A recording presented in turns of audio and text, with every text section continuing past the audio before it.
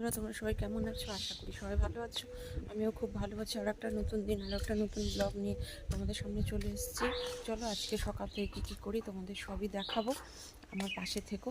তো চলো ব্লগটা শুরু করা যাক। আজকে ভালো রোদ উঠেছে, দেখো কত রোদ উঠেছে।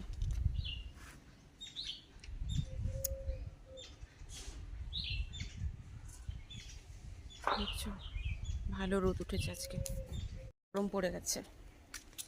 তো আমার সকালে ভাত ডাল হয়ে গেছে। ওল করব। ওলটা আমার সেদ্ধ হয়ে গেছে, হালকা সেদ্ধ করেছি। ওলের তরকারিটা রান্না করে নেব।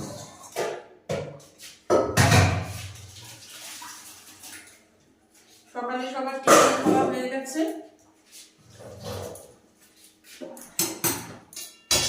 ওলটা সিটি মারিনি, হালকা সেদ্ধ করেছি।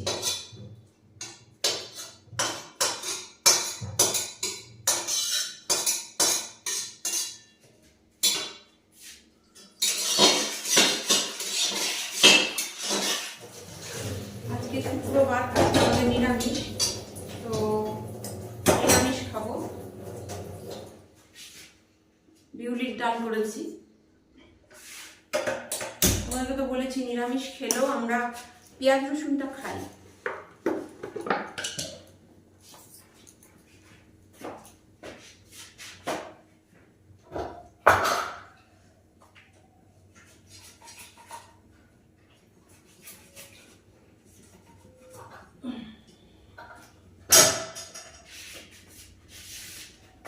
আমরা তরকারিটা করে নেব, তারপরে ফুলকপি কাটবো।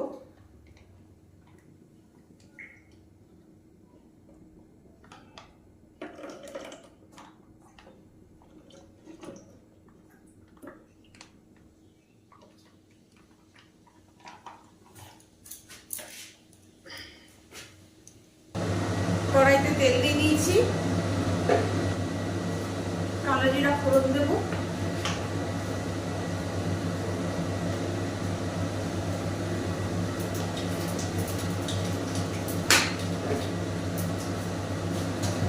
এরপর সেদ্ধ করা আছে ওলটা দিয়ে দেবো।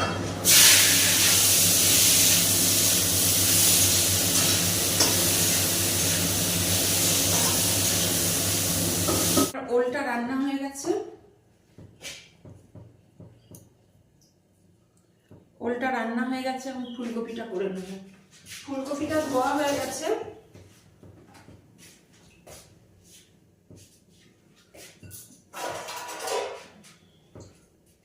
ফুলকপিটা আমার ধোয়া হয়ে গেছে, ফুলকপিটা বসাবো।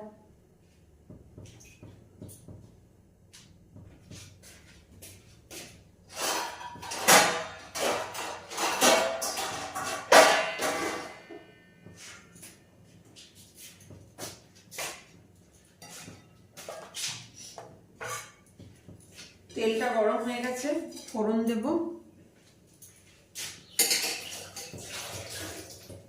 কুমড়োগুলো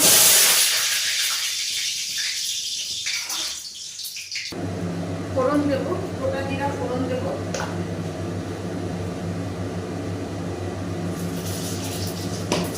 তারপর ফুলকপিটা দিয়ে দেবো।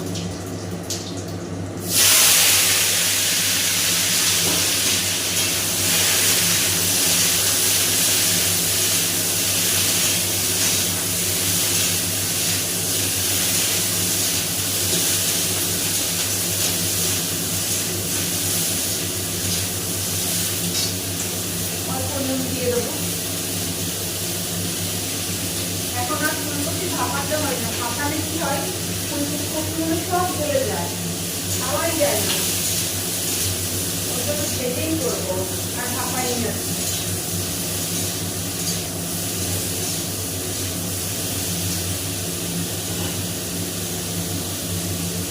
কুমড়ো ভাজা করবো। কুমড়োটা কেটে নিয়েছি, হলুদ আর নুন মাখিয়ে নেবো।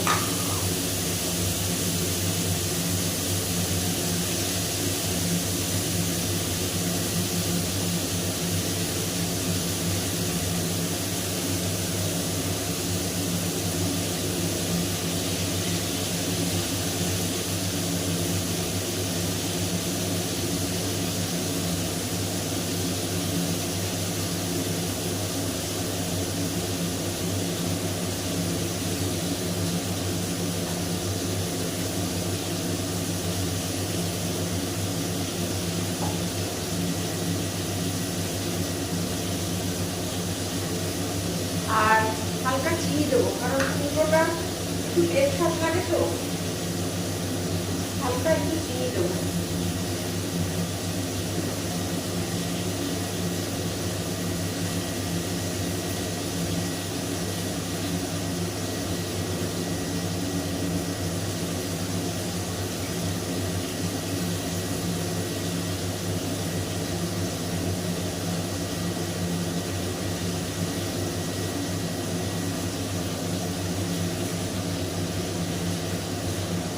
এটা মাখানো থাক, তাহলে একটু ঢুকবে ভেতরে।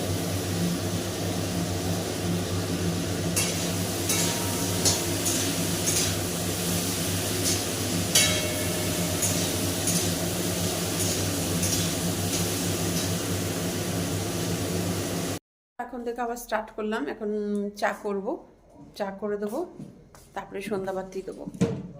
তো আগে আমি গপু সোনাকে উঠাবো, সবাইকে চা করে দিলাম, দেওয়া হয়ে গেল, গপুর বাইক দেখিয়ে দিলাম, গপুকে বাইক এনে দিয়েছে। তো আজকে আর চাউমিন খাবো না, আজকে কি খাবো চলো তোমাদের দেখাই।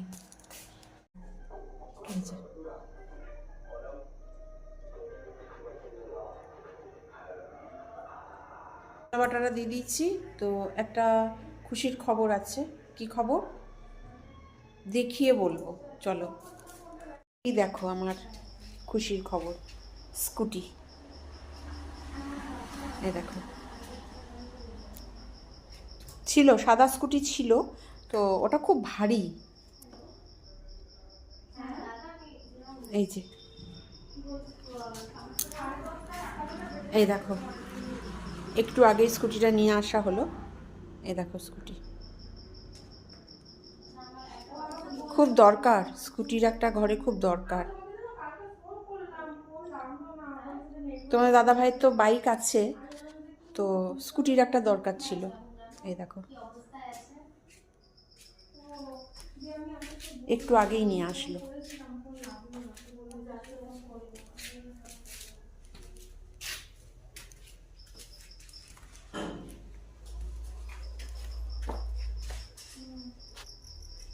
তো এখন ছোলা বাটাটা খেয়ে নিই। তো আমার শ্বশুর তোমাদের সাথে কিছু কথা বলতে চায়, তো কি বলবে সেটা আমি জানি না, চলো তোমাদের সাথে আমিও শুনে নেব। আমি কাল যা বলেছি তার কিছু অংশ ভুলে গেছিলাম, বলতে পারি নাই। সেই দুইটা অংশ গুরুত্বপূর্ণ অংশ, ভয়াবহ অংশ বলতে পারি নাই। তা আজকে সেই দুইটা বলবো, তারপরে পূর্বাঞ্চল ছেড়ে পশ্চিম অঞ্চলের কথা বলবো। কথা হলো, আমি যখন শেষ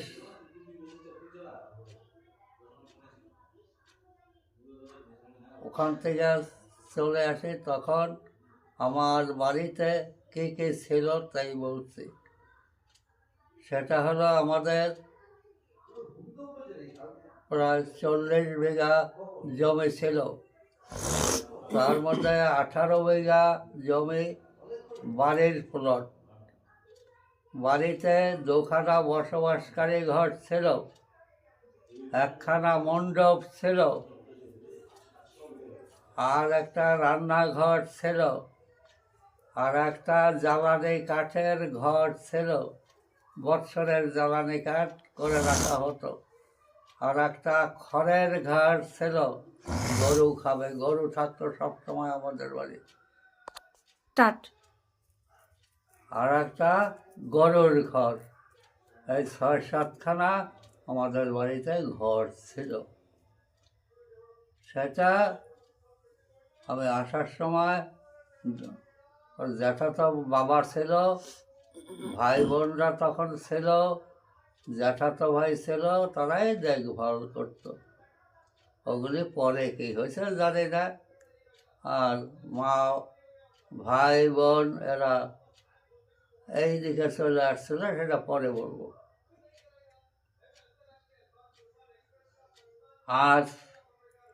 আর একটা ঘটনা, 42-এর দুর্ভিক্ষ, 42, 43, 1942 1943-এর অর্ধেক। দুর্ভিক্ষ হয়েছিল, মহামারী দুর্ভিক্ষ, চোখে না দেখলে বোঝা যায় না, বলা যায় না, কেউ বিশ্বাস করবে না এখন সে অতদিন আগেকার দুর্ভিক্ষ। 42, 15 দিন আগেও চাউল 18 সের চাউল 1 টাকায় ছিল, 16 থেকে 18 সের চাউল 1 টাকায় ছিল, সব জিনিসই ওই রকম দাম ছিল। কিন্তু 15 দিনের মধ্যে চাউলের দাম, ধানের দাম, গমের দাম সব লাফিয়ে লাফিয়ে চলতে বাড়তে আরম্ভ করলো। একদিন 1 সের চাউল 18 টাকা, 18 না 80 টাকা হয়েছিল। 1 সের চাউল 80 টাকা, কোথায় 16 সের চাউল 1 টাকা, সেখানে 1 সের চাউল 80 টাকা। লোক লঙ্কর খাড়া, পুষ্করের দাম, ওই হেলাঞ্চার দাম, তারপর কলমি শাকের দাম, এগুলি সব ফুরিয়ে গেল। লোকে তুলে নিয়ে গেল, ওই খাবে, ভাত কোথায় পাবে। এই করে পুঁই গাছ, ডাঁটা গাছ সব কুচিয়ে কুচিয়ে সেদ্ধ করে খাইতে আরম্ভ করলো। তারপর গম জাতা কলে আধ ভাঙ্গা করা, তাই দিয়া একটু খিচুড়ির মতো করে খাইতে আরম্ভ করলো। রেশন চালু হলো, আস্তে আস্তে দাম কমতে আরম্ভ করলো। রেঙ্গুন কলসাটি চাউল আমদানি করেছিল, কিন্তু তা খাওয়া গেল না। সেটা রান্নার সময় সবাই নাকে কাপড় দেওয়া রান্না করত, সব গুয়ের গন্ধ বাজিত। ওখানে তেজপাতা, লেবু পাতা ওর ভিতর দিয়া রান্না করা, তারপরে খাইতো, রান্না হতো ভাত ওই লেবু পাতা দিয়ে। এইরকম হয়েছে লঙ্গরখানা, খিচুড়ি খাচ্ছে, 1 ডাব্বু করে খিচুড়ি, 2 ডাব্বু খিচুড়ি, 2 বেলা 2 ডাব্বু খিচুড়ি। আজ খেলো, কাল খেলো, পরশু দিন দেখলো লোকটা মারা গেছে। এই করে চলতে আরম্ভ করলো কিছুদিন। কিছুদিন চলতে চলতে আবার একটু কমতে শুরু করলো। শেষ সময় 2 কেজি চাউল 1 টাকায় হয়েছিল, কিন্তু বেশি দিন রইল না। ওই রকমভাবেই আস্তে আস্তে কমতে শুরু করলো। এরকম দুর্ভিক্ষ চোখে দেখা যায় না, আমি দেখেছি। বাড়িতে, আমাদের বাড়িতে 2-3 খানা বাটি পড়তো ভাতের মারের জন্যে।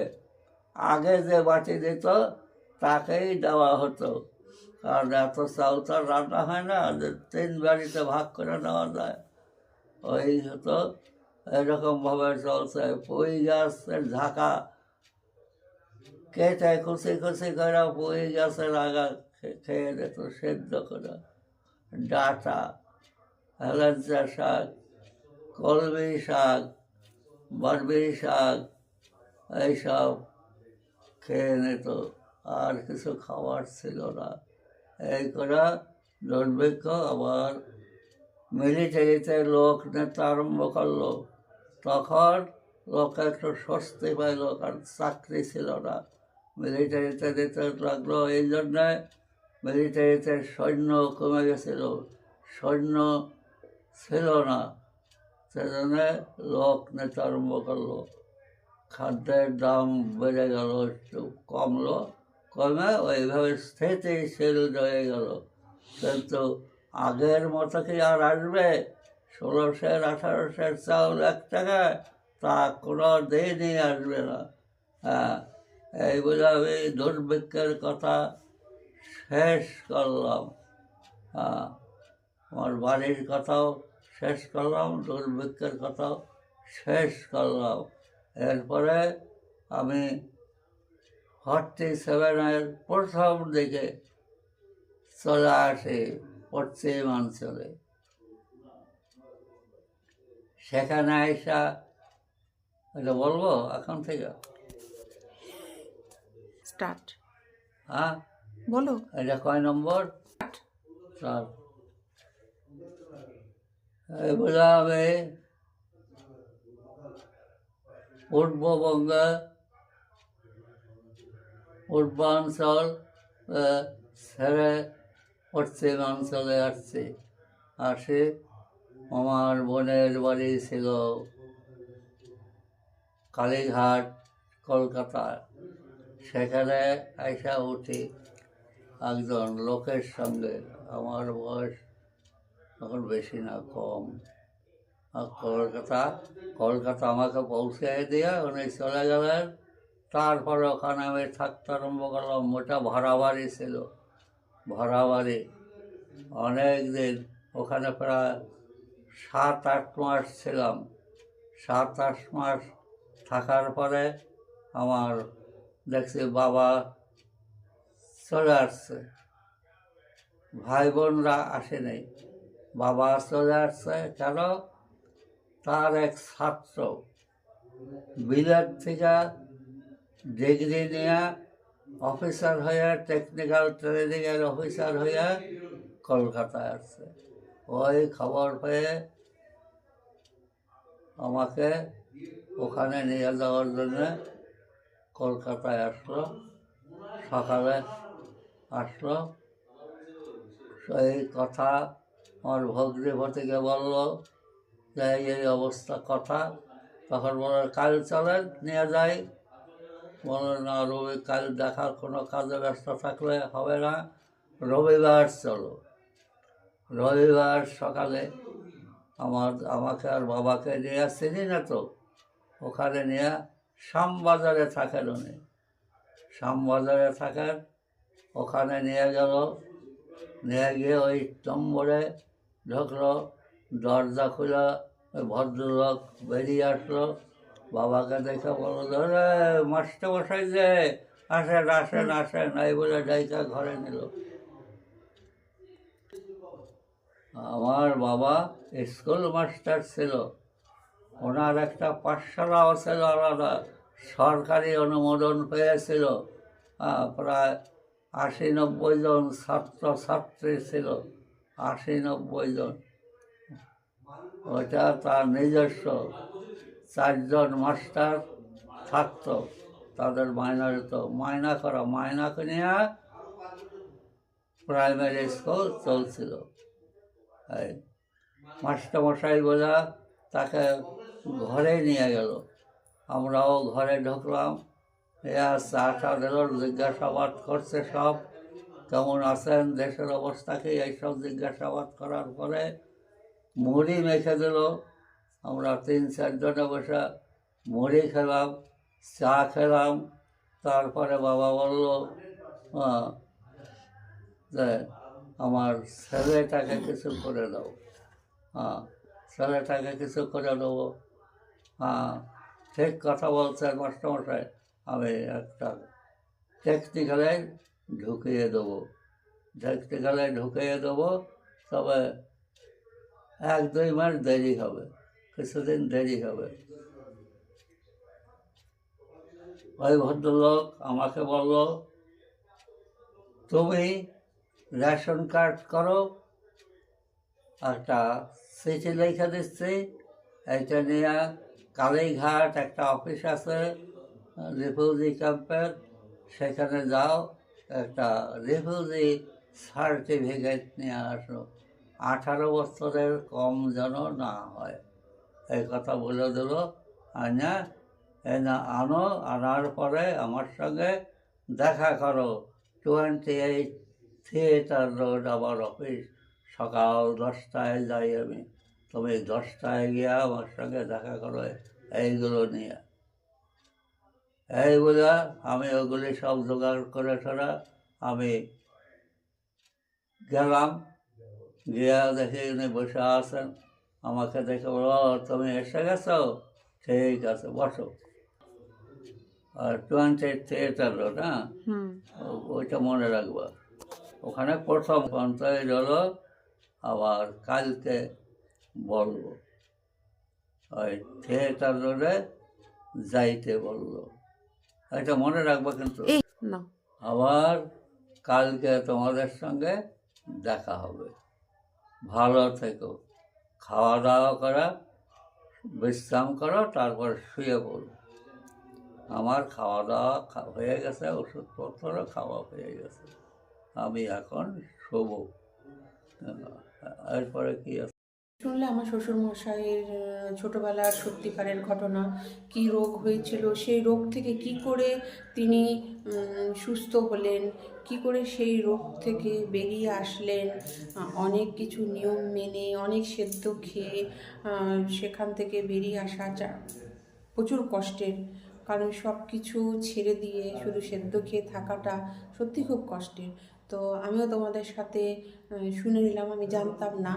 তারপর কলকাতায় এসে কি হলো, কীরকম সংঘর্ষ করেছেন, সবটাই তুলে ধরবো পরবর্তী ভিডিও ব্লগে। তো আমাদের সবার খাওয়া হয়ে গেছে, তোমাদের সবার খাওয়া হয়ে গেছে, তা ব্লগটা আর বাড়ালাম না, আজ এই পর্যন্তই রাখলাম। আবার একটা নতুন ব্লগ নিয়ে তোমাদের সামনে চলে আসব। আমার আমার চ্যানেলটাকে সাবস্ক্রাইব করে দিও। ভালো থেকো, সুস্থ থেকো, গুড নাইট, টাটা।